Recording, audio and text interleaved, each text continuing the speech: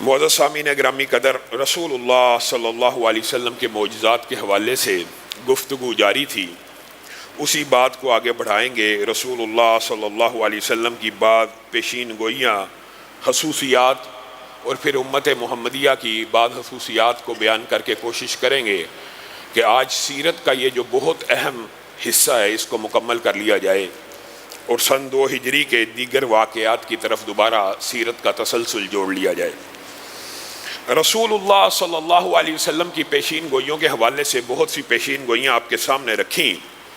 ان میں سے بعض پیشین گوئیاں اپنے بعد کی خلافت کی بھی تھیں۔ رسول اللہ صلی اللہ علیہ وسلم کے پاس ایک عورت آئی اور آ کر کہنے لگی، اے اللہ کے رسول، اگر میں آپ کو نہ پاؤں تو میں کیا کروں؟ تو رسول اللہ صلی اللہ علیہ وسلم نے بڑے واضح طور پہ کہہ دیا تھا، اگر مجھے نہ پاؤ گی تو ابو بکر کے پاس چلی آنا۔ گویا رسول اللہ صلی اللہ علیہ وسلم نے اپنی زندگی میں خلفائے راشدین کی تعیناتی وحی کے ذریعے ترتیب کے اعتبار سے کر دی، اور دیگر حدیث کی کتب میں صراحتاً یہ روایت بھی موجود ہے کہ رسول اللہ صلی اللہ علیہ وسلم بیٹھے ہوئے تھے۔ یہ الفاظ آپ نے صحیح حدیث میں بھی پڑھے ہیں، لیکن دوسری کتاب میں اس کے اندر چند الفاظ اور بھی ہیں۔ رسول اللہ صلی اللہ علیہ وسلم بیٹھے ہوئے تھے، حضرت ابو بکر آئے تو رسول اللہ صلی اللہ علیہ وسلم نے کہا ان کو جنت کی بشارت دو۔ یہ تو آپ نے سنا ہوا واقعہ ہے، لیکن حدیث کی دیگر کتب میں اس کے اندر یہ لفظ بھی موجود ہے، اور ان کو میرے بعد خلیفہ ہونے کی بھی بشارت دو۔ پھر عمر آئے اور کہا ان کو جنت کی بشارت دو، اور ابو بکر کے بعد خلیفہ ہونے کی بشارت بھی دو۔ پھر عثمان آئے، کہا جنت کی بشارت بھی دو، لیکن ساتھ میں ایک مصیبت کی، ایک آزمائش کی بات بھی کرو، اور عمر کے بعد خلافت کی بشارت بھی دو۔ صرف خلافت کی یہ 2-4 احادیث نہیں ہیں، متعدد ہیں۔ رسول اللہ صلی اللہ علیہ وسلم نے خواب دیکھا کہ حضرت ابو بکر نے 2 ڈول پانی کے کھینچے ہیں اور حضرت عمر آئے ہیں، ان جیسا عبقری کوئی نہیں نکلا، انہوں نے 10 ڈول پانی کے نکال دیے ہیں۔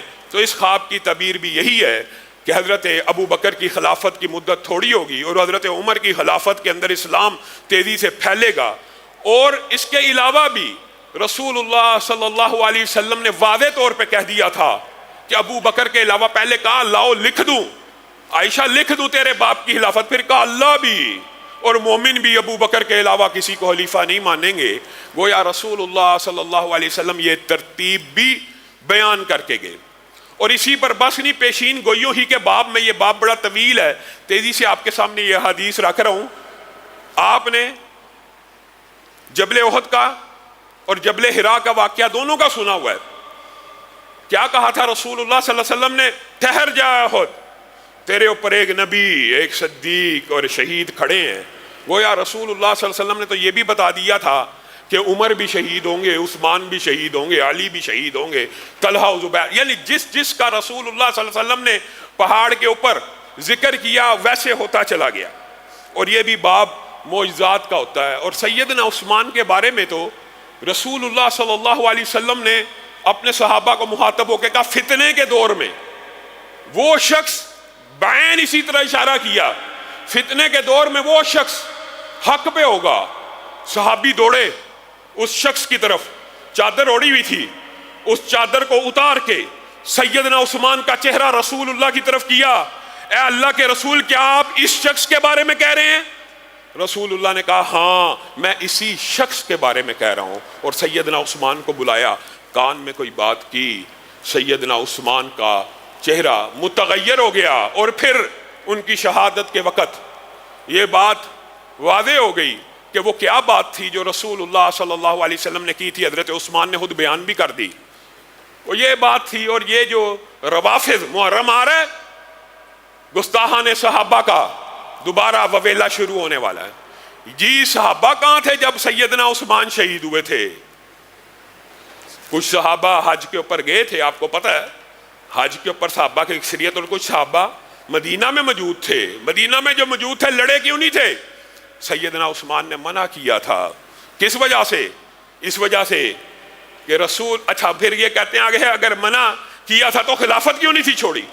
عقل کے کیسے اندھے ہیں۔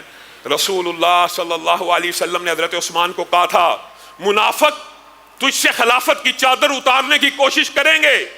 سیدنا عثمان نے مدینے کا احترام تو رکھا، لڑے نہیں، لیکن رسول اللہ کی یہ پیشین گوئی اور وصیت کو بھی پورا کیا، تو نے ہرگز اس چادر کو نہیں اتارنا۔ تو روزہ خواب آئی تھی، روزہ دنیا میں رکھے گا، افطار میں محمد صلی اللہ علیہ وسلم کے ساتھ جنت میں کرے گا۔ یہ سیدنا عثمان ہیں کہ جن کی خلافت کی پیشین گوئی رسول اللہ صلی اللہ علیہ وسلم نے پہلے ہی اپنی زندگی میں کر دی، اور اس آزمائش کا بھی بتا دیا جو ان کے اوپر آنی تھی۔ اور سیدنا عثمان کو اپنی ایک بیٹی نہیں، 2 بیٹیاں دی۔ اور رسول اللہ صلی اللہ علیہ وسلم کے بارے میں یہ کہنا کہ یہ بنو ہاشم کی، یہ وہ دور آ گیا۔ محرم کا آپ سنیں گے، اب ان کی چیخو پکار اور وویلا، بنو امیہ اور بنو ہاشم کی بڑی دشمنی ہے۔ یہ بنو امیہ کے عثمان ہیں، ایک بیٹی نہیں 2 بیٹیاں دی، صرف ایک بیٹی بنو ہاشم میں دی ہے سیدنا علی کو، باقی 3 کی 3 بیٹیاں ابو العاص، 3 کی 3 بیٹیاں بنو امیہ میں دی ہیں، ایک بنو ہاشم میں دی ہے۔ کوئی دشمنوں کو بیٹیاں دیتا ہے؟ یہ خواہ مخواہ کا قصہ بنایا ہوا ہے جی۔ بنو امیہ کی بنو ہاشم سے جی لڑائی تھی، جی لڑائی تھی، کون سی لڑائی تھی؟ یہ لڑائی آپ نے گڑھی ہوئی ہے، یہ رسول اللہ صلی اللہ علیہ وسلم نے، اور اس کے بعد بھی سیدنا امیر معاویہ کی فضائل و مناقب میں جو احادیث ہیں وہ متعدد ہیں۔